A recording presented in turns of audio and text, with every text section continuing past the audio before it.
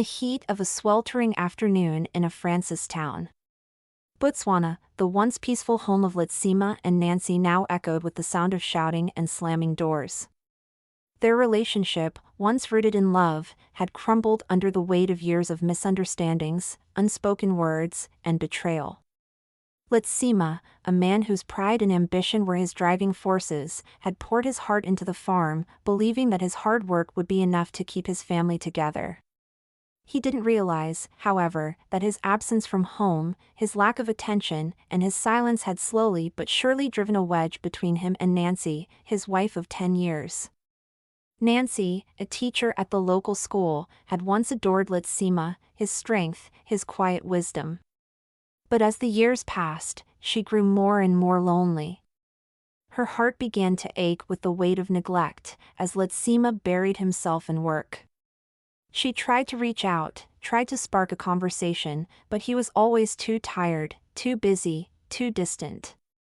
Finally, she sought solace elsewhere, finding comfort in the arms of another man, a colleague who seemed to listen, seemed to understand her pain. It was a Thursday evening when everything came crashing down.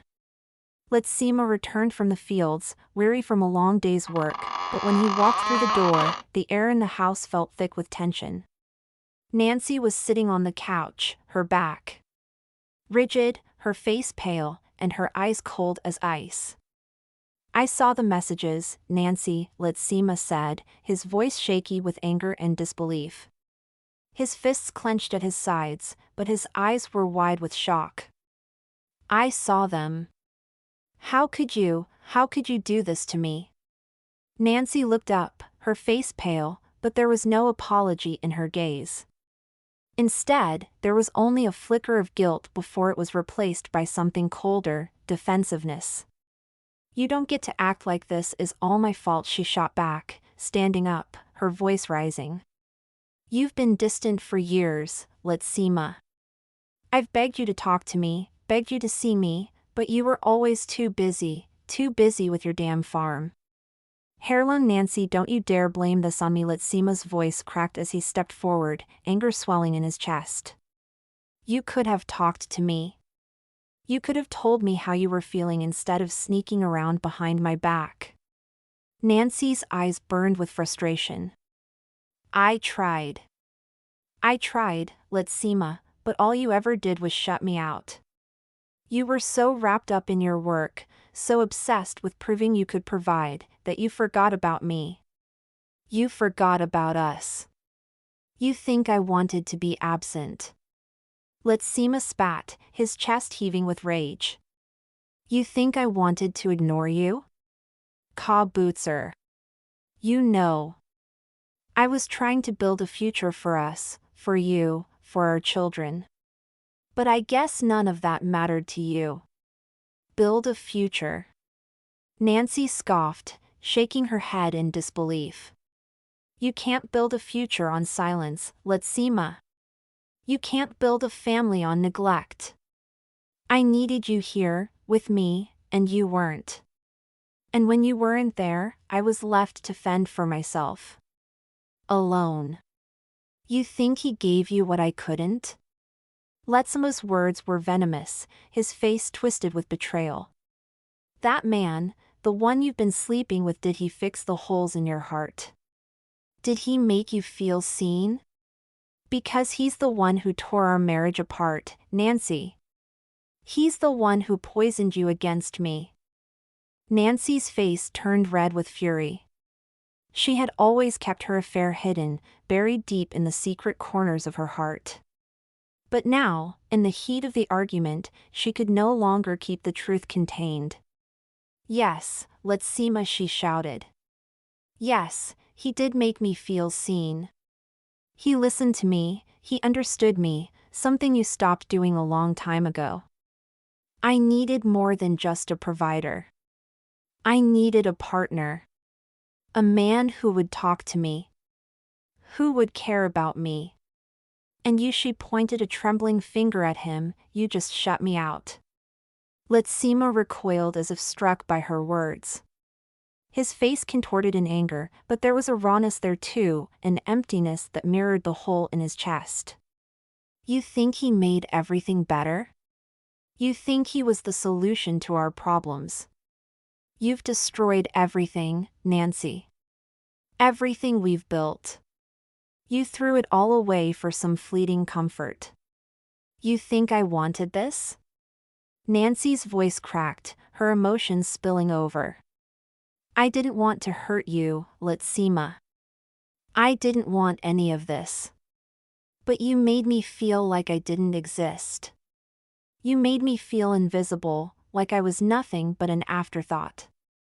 And when I found someone who cared, who listened, I gave in. I was weak. But it was your neglect that pushed me to that point. The argument grew more heated, with each word cutting deeper until they were both screaming at the top of their lungs. Their voices bounced off the walls, filling the house with bitterness and pain. Their love had long since disappeared, replaced with anger, hurt, and resentment. You think you can just walk away from this? Letsima sneered, his chest heaving with emotion. You think you can destroy everything we had and then just leave without any consequences? You've shattered my heart, Nancy. You've humiliated me.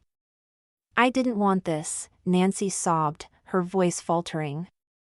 I didn't want to hurt you, but you gave me no choice. You weren't there for me when I needed you. And now you're blaming me for everything. They stood there in the middle of the room, both of them broken, but neither willing to back down. The silence between them was suffocating, filled with the weight of all that had been lost. Their love had disintegrated into a battlefield, and neither of them knew how to pick up the pieces. I can't do this anymore, Letsima said, his voice low but firm as the bitterness of the moment set in. I can't be with someone who doesn't respect me, who doesn't care enough to. Nancy shook her head, tears streaming down her face. I can't be with someone who doesn't see me, Letsima. I've been invisible for too long. And just like that, it was over. The divorce was final a few months later, and the bitterness that lingered between them was palpable. Neither of them ever fully healed from the wounds the other had inflicted. They lived in the same village, but the silence between them was deafening. Months passed, and Nancy moved on, or at least she tried. She moved in with Nelson, a charming. Nelson was attentive, full of energy, and constantly complimented her. Yet, as time went by, Nancy began to feel a creeping sense of unease. Nelson's behavior soon mirrored the things she had despised in Letsima: jealousy, insecurity, and trust issues, and even worse, cheating. He never let her live down her past betrayal, using it as ammunition whenever they fought. He would come home late at night smelling ladies' perfume that wasn't Nancy's. He didn't want to be confronted about it. He said it was interrogation and he doesn't do interrogations. You know, Nelson would say, his voice sharp, it's not like you are perfect, Nancy. You will not interrogate me in my own house. If you cannot handle the heat, you can leave my house. Plus, I may be cheating, but you know we are not married yet, and I am still searching for a woman I can trust enough to marry. I can never fully trust you, you know. After what you did to Letsima, how can I? I might be next. You're capable of cheating. How do I know you won't do it again? His words struck deep, and Nancy felt a wave of regret crash over her. Her cheeks became hot and her throat was dry. How had she gotten here? Knelt down and cried. She cried day and night. She regretted her choices. In her desperation to escape her loneliness, she had traded one heartache for another, and even worse. Nelson's accusations, hurtful words, and cheating were constant, and she could feel the same suffocating grip of neglect begin to tighten around her once again. She found herself comparing him to Letsima. Letsima, who despite his faults, had always tried in his own way, even if it wasn't enough. Letsima, who had loved her even when he didn't know how to show it. She missed his steadiness, his quiet strength. Nelson, in contrast, seemed to be a whirlwind of insecurity and distrust, and nothing was ever enough to make him feel secure. But it was too late. She had made her bed, and now she had to lie in it. Letsima, on the other hand, had found peace and redemption in a way he hadn't anticipated.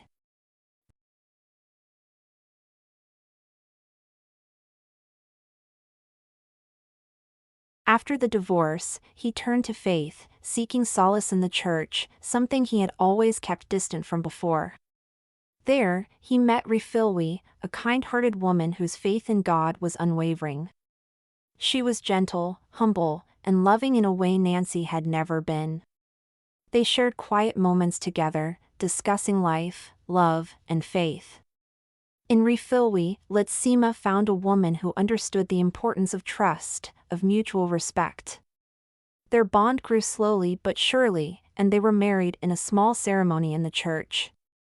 Letsima had found the peace and happiness that had eluded him in his marriage to Nancy.